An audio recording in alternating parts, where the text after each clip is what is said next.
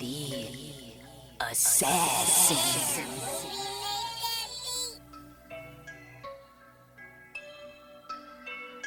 You know I break necks, call me Jack Tate. I have no regrets while your life is fading. I'm a crazy fuck equivalent to Satan. When I'm behind the mic, I feel like the greatest. You know I break necks, call me Jack Tate. I have no regrets while your life is fading. I'm a crazy fuck equivalent to Satan. When I'm behind the mic, I feel like the greatest. What up, y'all? You're listening to Sports Talk with Tropp, and I'm your host, Katie Tropp. Well, shit, it is a crazy day in the sports world. There is a ton to update y'all on, and shit's been breaking just as I'm getting all my show notes ready, so there's a lot going on in every single sport today, so let's get right into it, starting with the weekend of the NBA first-round playoffs.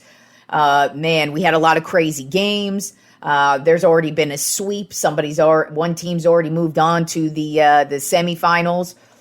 So they're sitting, waiting for their next opponent.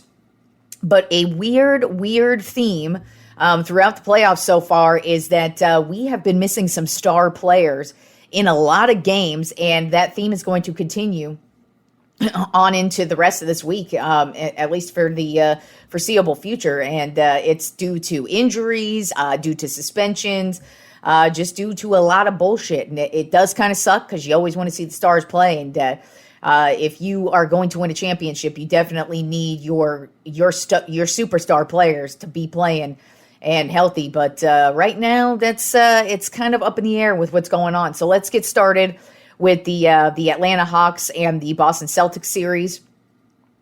In Game 3 on Friday night, Atlanta actually finally took a game.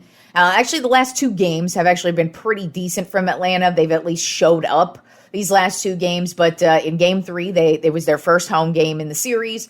But they actually did. They just pretty much dominated the Boston Celtics from start to finish for the most part. They got the win 130-122, and it was really just all about Trae Young. Had a huge game. He had 32 points, 9 assists, 6 rebounds, and then DeJounte Murray, he had 25 points, 5 assists, and then 6 rebounds as well. So they just really stepped it up, had a really good overall game. The Boston Celtics just kind of had a lackadaisical game, I guess you would say, just because it didn't look like they really were giving it their all. But then Game 4 was last night, and while Boston still kind of played lax, they did end up getting the win 129-121. And it was a big game from both Jason Tatum and Jaylen Brown. They both dropped 31 points. And right now, Boston is up on the series 3-1. Game 5 is Tuesday night. And, I kind of feel like Boston's going to go ahead and take care of business on Tuesday night, and they should be moving on to the semifinals. Although, like I said, they played kind of lax in these last two games. Don't know what it was. Maybe it was just because Atlanta just decided to step it up, play well at home. But I'm kind of expecting this series to be over pretty quick here in the next couple of days. Then the series, this series has been owned by the Knicks the last couple of games, which is just crazy. The New York Knicks versus the Cleveland Cavaliers, both these two games over the weekend on Friday night. Game 3, the New York Knicks stomped the Cavaliers. Donovan Mitchell has basically been he's just been held in check these last two games, but he was definitely held in check in Friday night's game. And Jalen Brunson, he has been that dude. He dropped 21 points, 6 assists in Game 3 in a 99-79 win for the Knicks. And then yesterday's game, Game 4, New York Knicks once again stomped the Cavaliers 102-93. They are up 3-1 on this series, and it's just crazy because Julius Randle has been carrying this squad all season long, and Jalen Brunson's been kind of the dude. Like he's had a great season, but he's been kind of like just the guy in the background, getting the scrappy work done, dropping points when he needs to drop points. Well, he has been the reason why they have been playing so well. I mean, he's been playing great defensively. He's been playing great offensively. In Game 4, he dropped 29 points, 6 assists, 6 rebounds. So he's just had a very consistent stat line all the way through. But Julius Randle really has not had his breakout game. So you expect Randle to really go off here, possibly in this next game. It's just been really weird from the Cavaliers just because their young squad has looked young, but then Donovan Mitchell has just been held in check. The New York Knicks defense ain't nothing to fuck with, and they really are just putting it to Mitchell, and it's just showing that Mitchell he's the backbone of this team, and if you just take him out, you got a good shot at winning. And Game 5 is going to be on Wednesday night, and the Knicks have a chance to close this series out. And as I said, Julius Randle has not had his big breakout playoff game yet, so don't be surprised if it's this next game or at some point in this series. But this series has pretty much just been dominated by the Knicks. They've been playing great all around. I really expected the Cavaliers to show up because really these last two games, the Knicks have dominated from start to finish. It hasn't been close at all. So we'll see what happens in Game 5 on Wednesday night in that matchup. Then moving on to the Denver Nuggets versus Minnesota Timberwolves series. This one has gone just as expected for the most part. On Friday, Denver got the win 120-111 to go up 3-0 on the series. Jokic had a triple-double, 20 points, 12 assists, 11 rebounds. And then Porter, he was the guy who stepped it up in that game to help out with Jokic. He dropped 25 points and 9 rebounds. And then the Timberwolves were finally able to get a win in the series last night in a win 114-108. Denver is still up 3-1 on this series. Game 5 is Tuesday night. Really, Anthony Edwards, he has had a solid series. He dropped 34 points last night, and he was the guy. But Jokic, even though the Nuggets lost, he had a great game. 43 points, 11 rebounds, and 6 assists. As I said, Game 5 is Tuesday night. I expect the Nuggets to close that one out. I'm kind of shocked that the Timberwolves were even able to get a win last night just because they've been so weird. They have not been able to put together a good game.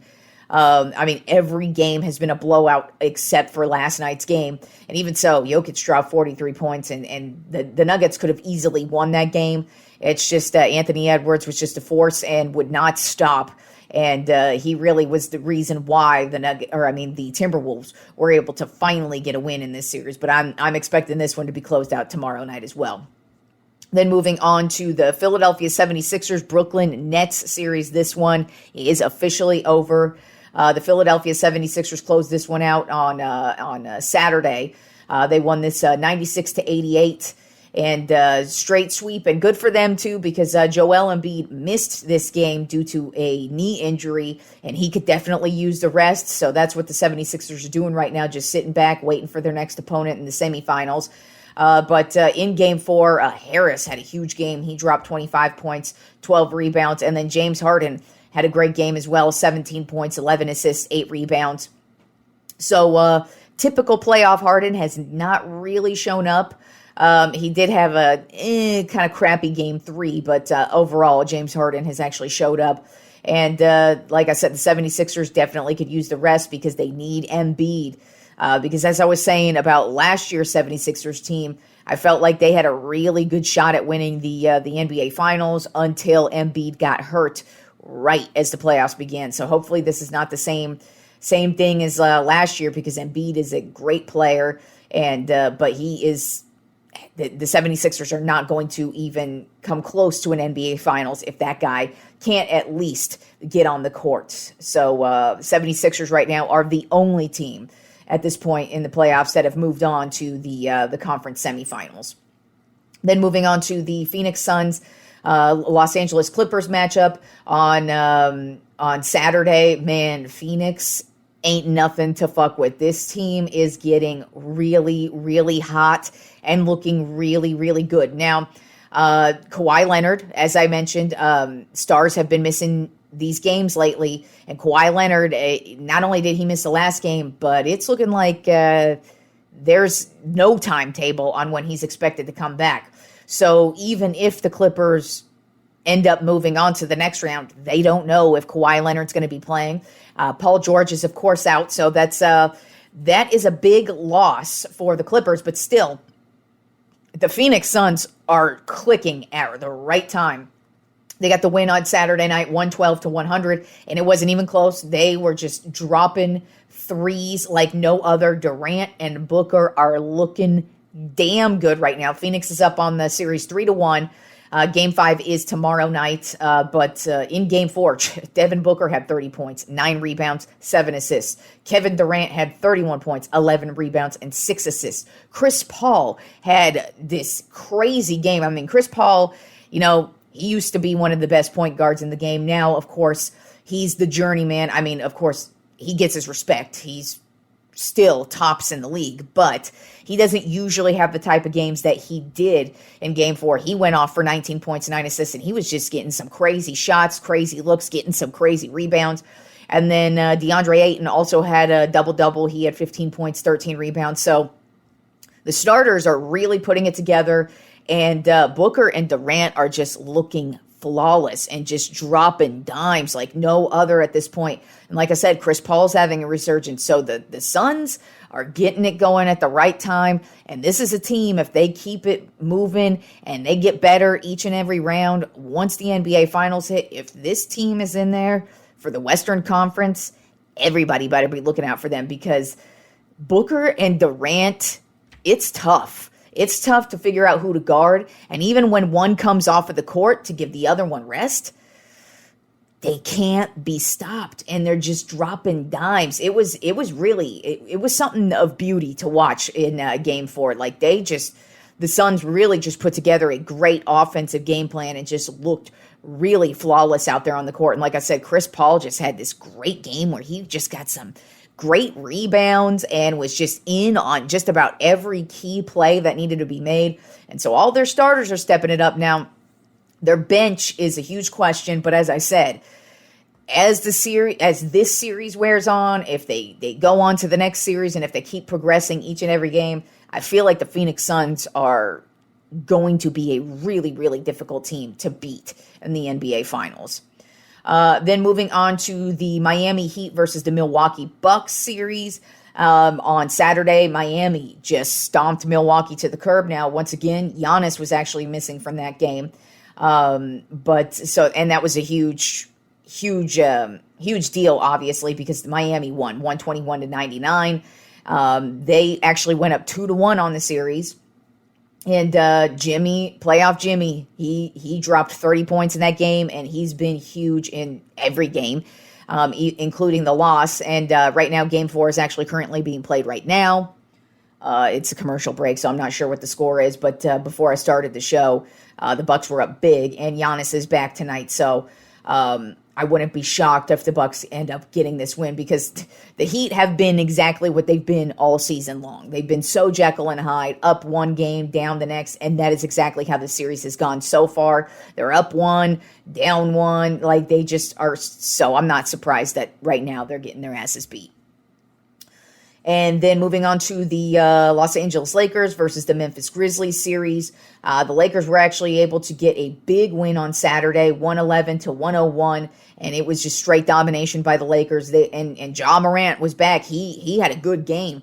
He had 45 points, 13 assists, and 9 rebounds. It's just the Lakers' entire squad was able to put it together. And of course, as usual, the Lakers pretty much, if Anthony Davis plays well, then the Lakers play well. And he had a solid game in Game 3. He had 31 points, 17 rebounds. LeBron had a good game, 25 points, 9 rebounds, 5 assists.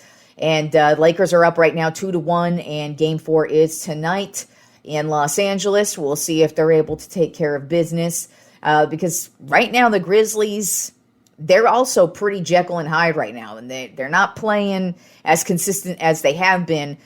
You could just tell the loss of Steven Adams is huge, because he was the workhorse in the paint, and he made all the difference in why they were so scrappy and played so well. So I kind of feel like they're missing Steven Adams right now, especially with the way Anthony Davis is playing.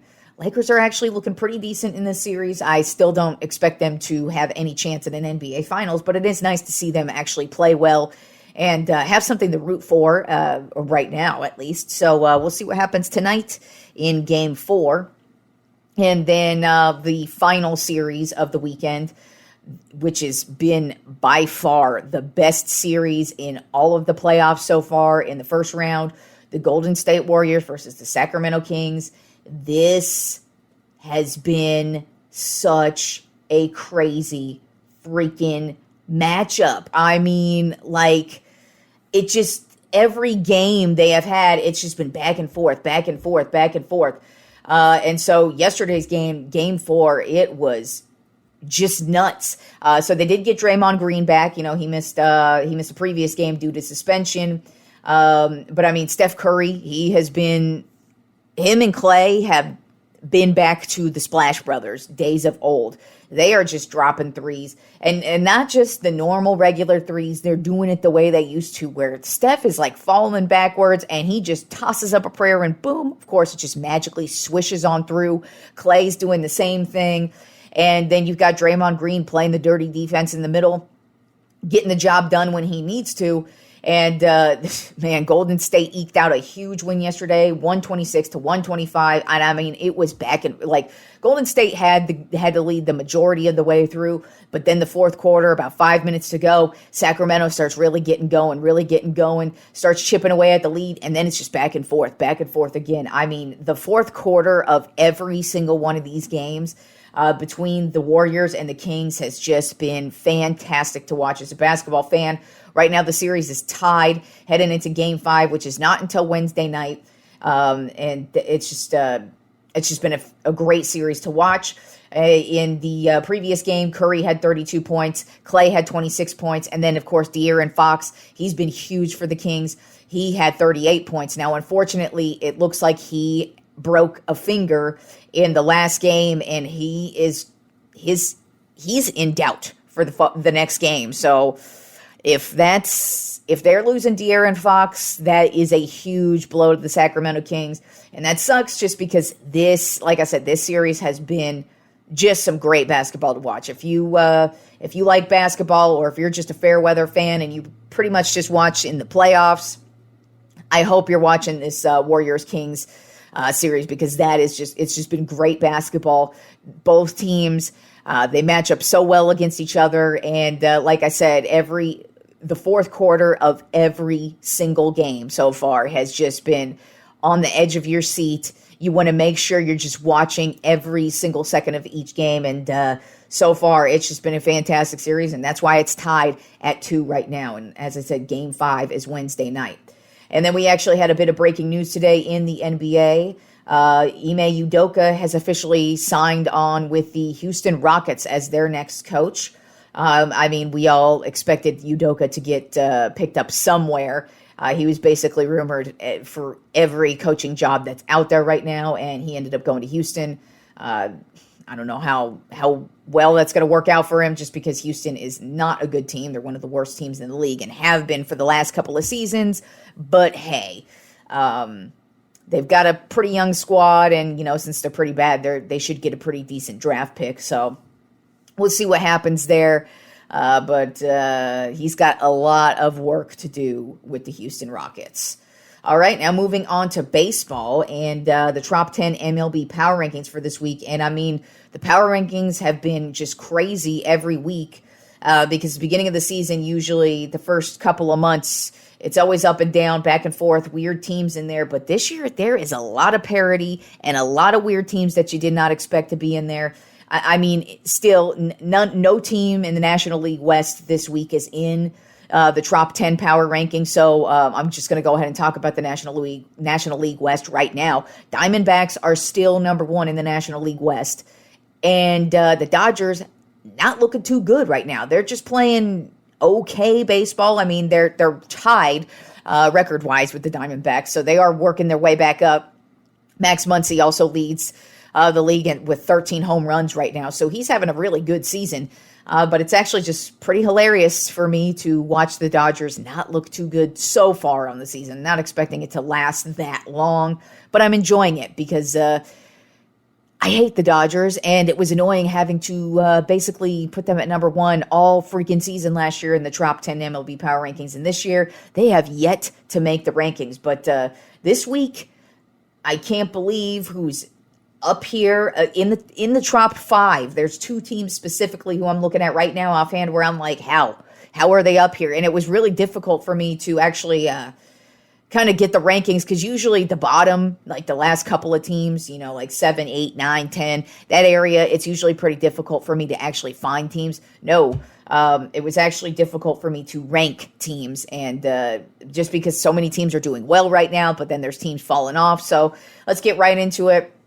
Number 1 on the Tropp 10 MLB Power Rankings, same old song and dance. The only team that has not moved from the Tropp 10 and has maintained their number 1 ranking every single week. That's the Tampa Bay Rays. 19-3 on the season, 7-3 in their last 10 games. They are currently on a 5-game winning streak. This past week, they won a series against the Cincinnati Reds and the Chicago White Sox. They swept them, and they just are doing it at every level on the field. I mean, right now, they still lead the league with 149 runs. 149 runs. It's insane how many runs this team has. But they're not just getting it done with the bats. It's still the defense, the pitching. I mean, they have the best pitching in the league, and it's not even close right now. And they're even missing dudes on the injured list right now. So it's just nuts what this team is doing. Randy Arozarena is batting a .341, 5 home runs, 22 RBIs. Shane McClanahan has been their top pitcher right now. He's got 1.86 ERA and 4 wins on the season. So this team is just getting it done in every single way, shape, and form. They really haven't fallen off. They had their couple of losses so far. But, I mean, overall, their domination is just insane. And the American League East is insane, because I still have 4 teams in the Tropp 10 on the power rankings, because they're so freaking good right now, and the Rays are the leader of the pack.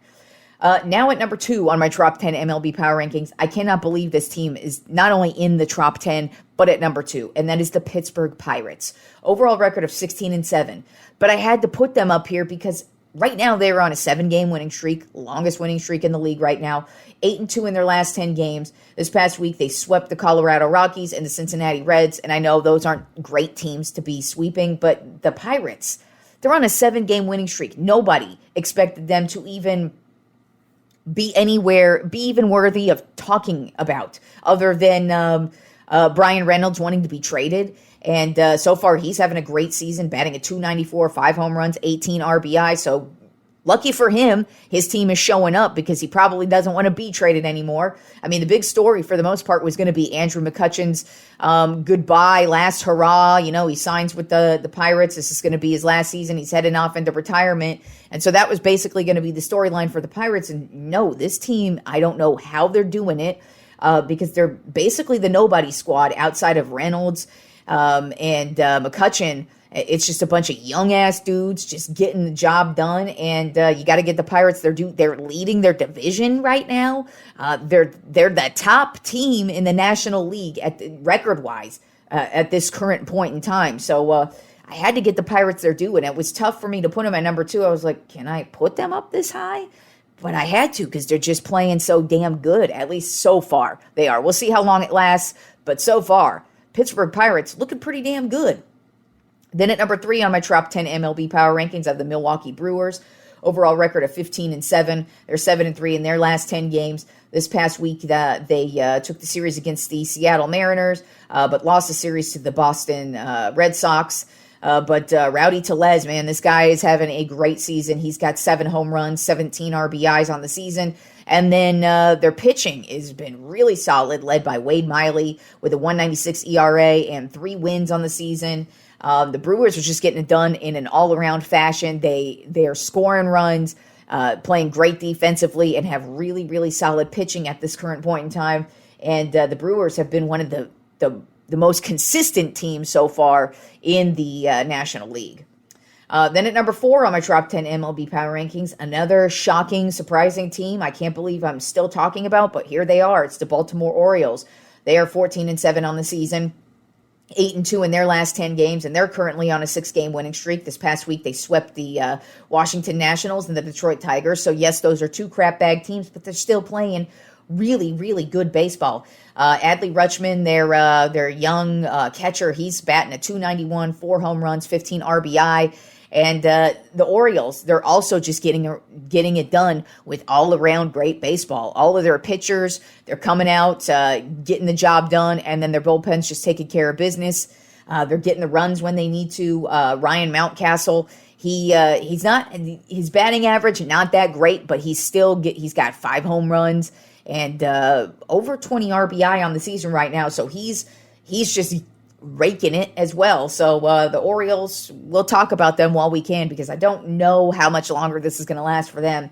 I see them starting to fall further down than the Pirates, just because the Orioles, they're never consistent. Neither are the Pirates, but I just kind of feel like the Pirates are in a much different division, whereas the Orioles are in probably the most difficult division, at least right now in the league. But they're playing great right now, and they started off the season hot, and let's see if they can keep it up. Then at number 5 on my Trop 10 MLB Power Rankings, the Texas Rangers. Overall record of 14-7. They're 7-3 in their last 10 games. This past week, they won a series against the Kansas City Royals and the Oakland A's. And they are actually second in the league with runs at 139 runs. And like I said, the Tampa Bay Rays are at 149. So the Rangers are still 10 behind. But man, Adolis Garcia, this guy is just, he's been a guy that you've been looking at for the Rangers to hopefully just get it going, and he really hasn't paid off until this year. He's batting a .250 with 7 home runs and 28 RBI on the season, and he really just broke out this week. And then, of course, you've got Jacob deGrom. He's been having a solid season. He's got a 3.04 ERA with 4 wins on the season right now. 2 wins on the season and 43 strikeouts on the season. So he's really getting the strikeouts. And Bruce Bochy, as I expected, is doing a great job managing this Rangers team, and they're in first place in their division right now. And they're looking like a really, really solid squad. And don't be shocked, because Madison Bumgarner was actually released from the Arizona Diamondbacks earlier in the week. Just hasn't been working out for him, but I would not be surprised if Bumgarner ends up signing with the Texas Rangers, just because he is a Bruce Bochy guy. He won us a World Series in 2014. It was all on the back of Bumgarner. That's why he's my favorite player of all time. In baseball, as a San Francisco Giant, love the dude. Just has really fallen off with the Diamondbacks, but I see him going to the Rangers because Bochy's up there. He and Bochy have always gotten along, and I still think Bumgarner is not what he used to be, of course, but I still think he's got some gas in the tank, and he would fit right in with the Rangers. And so I would not be shocked if the Rangers end up bolstering their starting pitching rotation by signing Madison Bumgarner here in the coming days. Then at number 6 on my Trop 10 MLB Power Rankings of the Atlanta Braves, overall record of 14-8. They're 6-4 in their last 10 games. This past week, they won a series against the San Diego Padres, but just got swept by the Houston Astros. They're really just having an up and down time right now. They were streaking really hard to start the season off. They're just coming off of that big winning streak, but then this week they did get swept by the Astros. But I mean, hey, they've still got a really solid squad. Spencer Strider is having a phenomenal season. He's got a 2.45 ERA with 36 strikeouts on the season, and he's just really leading this starting pitching core. But I mean, overall, the Braves look like just a fantastic team. And then also Matt Olson has really stepped it up with his bat. He's batting at 256 with 6 home runs and 20 RBI. He's basically the leader of the pack right now. And that says a lot because, you've got Acuna batting over 350. I believe he's batting at 356 right now. Then you still have Austin Riley out there. So they still have a very, very solid squad. You got Ozzie Albies as well. So they have so many guys on this Braves team. So even though they've fallen back a few spaces from last week, I still expect this squad to be one of the best teams in baseball, hands down.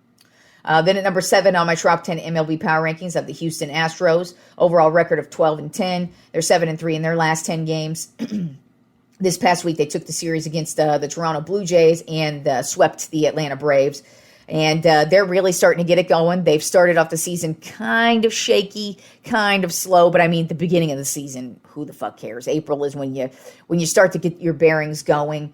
And that's what the Astros have finally started to get going. Alvarez, he is having just another great year. He's batting .253, 6 home runs, and 27 RBIs. And then you've got Kyle Tucker, who he's been their dude over the last couple of years, just been slowly getting it going. Then last year, he really started to get going, and this year he's just continuing it. Right now, he's batting a .303 with 5 home runs and 17 RBI. Valdez has been the workhorse for the starting pitching at this current point in time. But really, the Astros are starting to get hot. They're starting to put it together, and they're looking like the defending World Series champs. Then at number 8 on my Trop 10 MLB Power Rankings have the New York Mets. Overall record of 14-9. They're 7-3 in their last 10 games. This past week, they took the series against the Los Angeles Dodgers and split the series against my San Francisco Giants, which was very shocking that they played that well. But Giants still pretty shitty this year. But for the Mets, Brandon Nimmo, man, this guy has paid off. Not only on the offensive side right now, he's batting at .350, 2 home runs and 13 RBI, but defensively, this guy has made some huge catches in the outfield, and he's really paying off at this point in time. And then, of course, you got Pete Alonso, who led the league, National League last year in home runs, and he's right there again. Right now, he's batting at .267 with 10 home runs and 23 RBI. The dude is just mashing like no other. And the Mets starting pitching has been phenomenal. You've got their new guy. God, I can't remember his name. Is it Kota Senga? God, I think that's his name. But he's having a great year so far. Then you've got McGill, who's pitching very well right now. Scherzer, even though he's suspended currently, He started off not in a Scherzer way, but he's still Max Scherzer. And then they've got Verlander, who should be coming back here actually pretty soon. It's looking like he's going to be coming off of the injured list, I would say, in the next week or so. At least that's what they're saying. So the Mets should be getting even better here once they get Verlander back. But they're playing pretty well, and this starting pitching is looking really, really good. Then at number 9 on my Trop 10 MLB Power Rankings of the New York Yankees. Overall record of 13-9. They're 5-5 in their last 10 games. This past week, they won the series against the Los Angeles Angels and then lost the series against the Toronto Blue Jays. That was a testy series, but a really fun series to watch.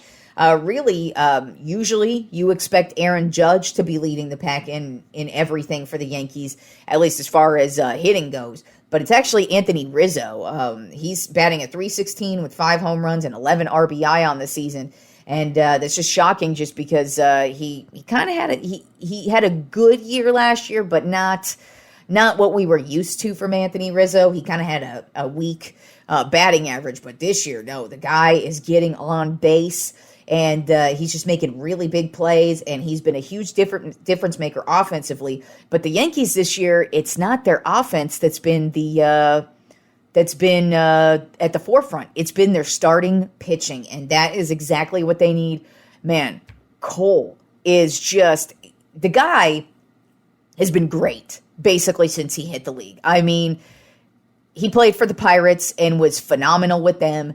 Then played with the Astros, was phenomenal with them, and now since he joined the Yankees, he's been phenomenal with them, and the dude still is pitching insane. Just he's starting off the season at an insane level. His ERA right now is a .79, and he's got 36 strikeouts on the season. But it's not just him. You know, they've got this new guy Brito. He's been having a great season, and they still have not, Rodon has not played a game yet. So they still are adding one of the best pitchers in the league. He hasn't played yet, and so they're going to be adding more to their starting pitching. And so I kind of feel like even though Aaron Judge, he had the great season last year, and it was fun and exciting to see that record-breaking year, the Yankees, I think, are doing exactly what they need to do right now, and that's dominating with pitching, and they really, really are. And Garrett Cole has been the leader of the pack for the Yankees at the starting pitching position. And then rounding out the Trop 10 MLB Power Rankings this week, another American League East team, the Toronto Blue Jays, overall record of 13-9. They are 5-5 in their last 10 games.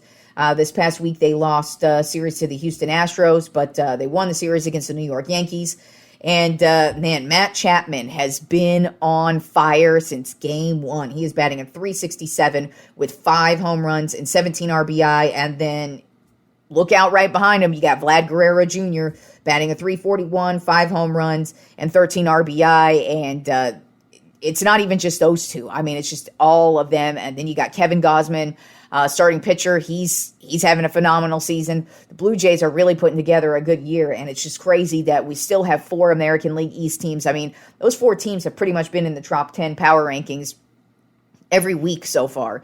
And it's just crazy because, I mean, number 1 has been the Rays all season, but then you've got the Yankees, of course, and then you've got the Orioles, who you don't know if they're going to stick around, but, I mean, they could. I mean, they're going to fuck up somebody's season, if anything. They may not make the playoffs, but they are going to make some noise, and they're probably going to mess up a few series here, especially towards the end of the season. Hey, who knows? They might make the playoffs.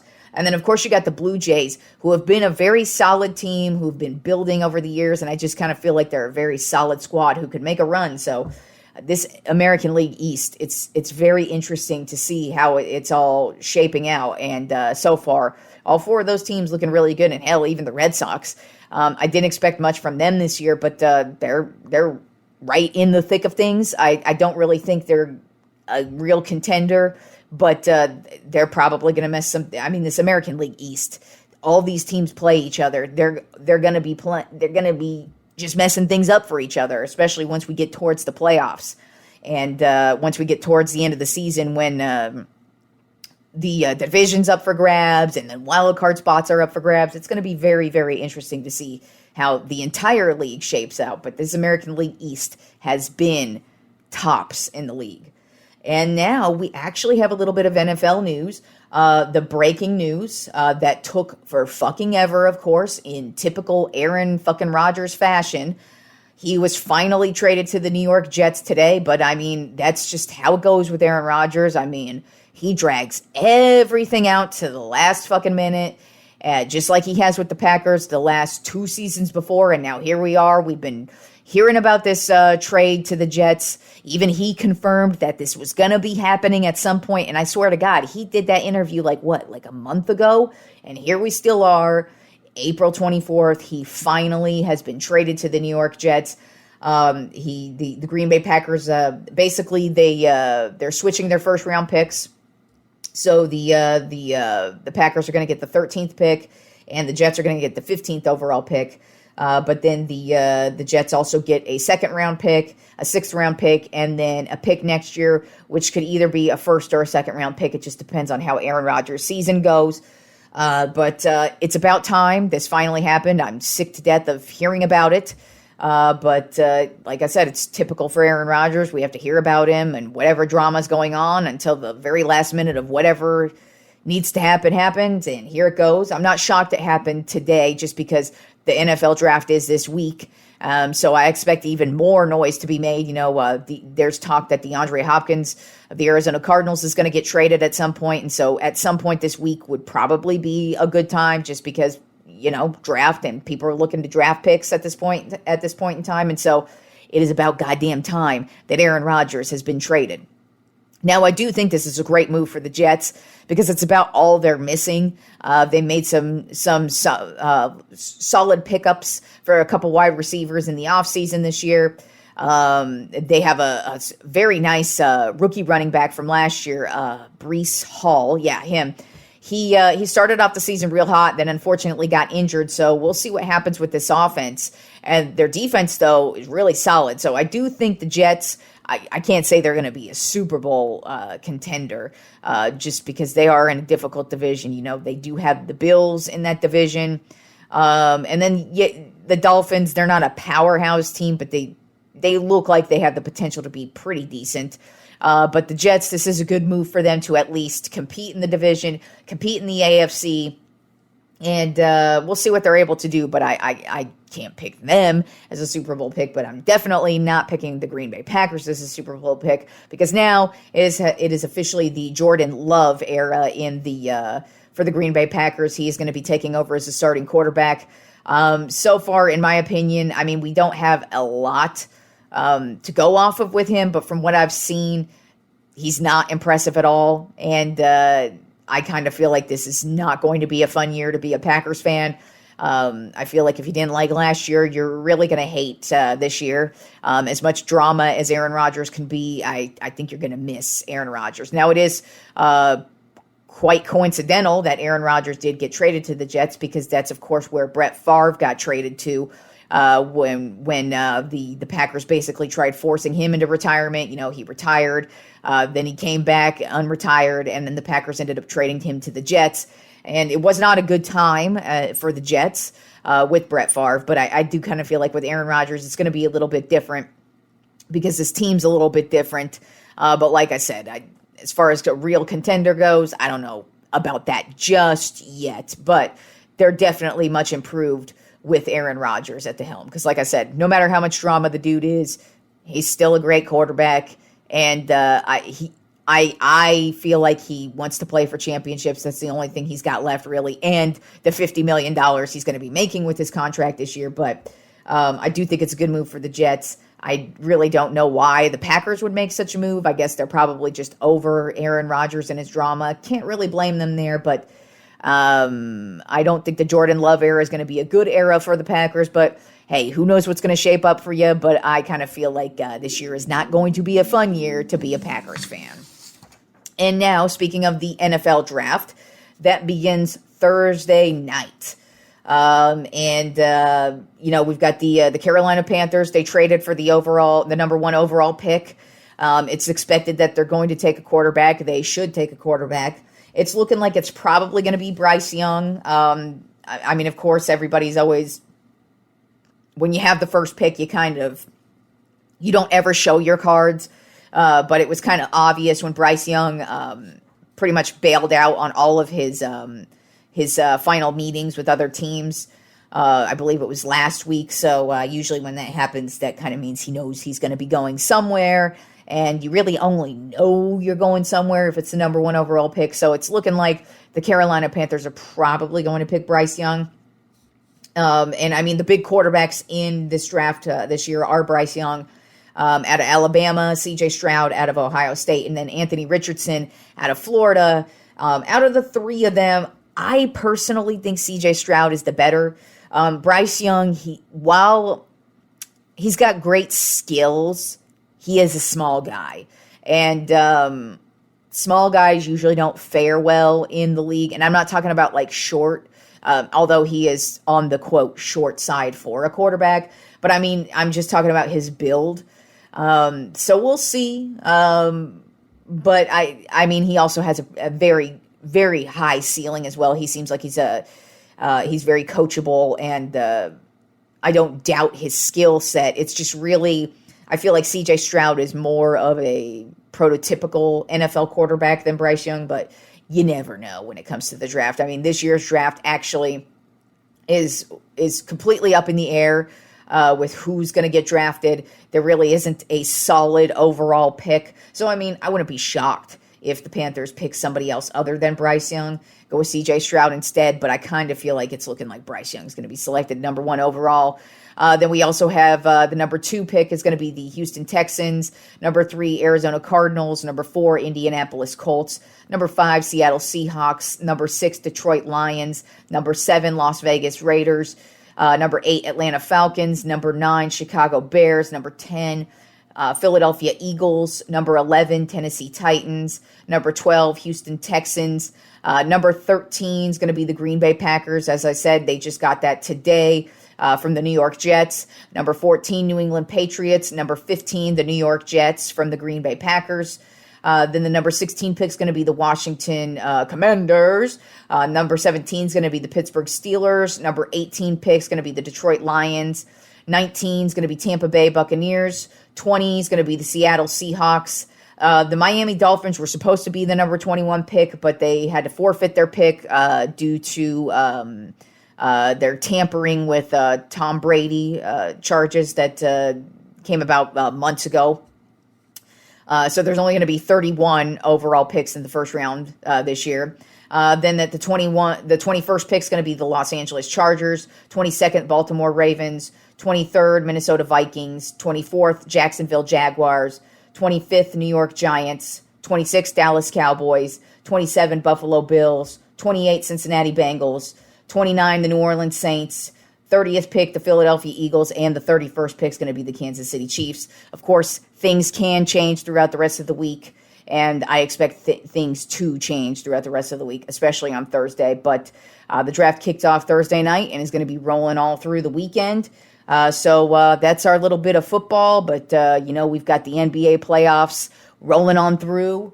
Right now, the Milwaukee Bucks are up 54-50 on the Miami Heat. So, and we're going to be heading into halftime. It looks like here it's closing of the second quarter. So we got tons of basketball, tons of baseball, and tons of football on tap this week. So you all enjoy the week of sports. And also, I have a special bonus episode on Wednesday. So look out for that. But I will talk to you all on Friday.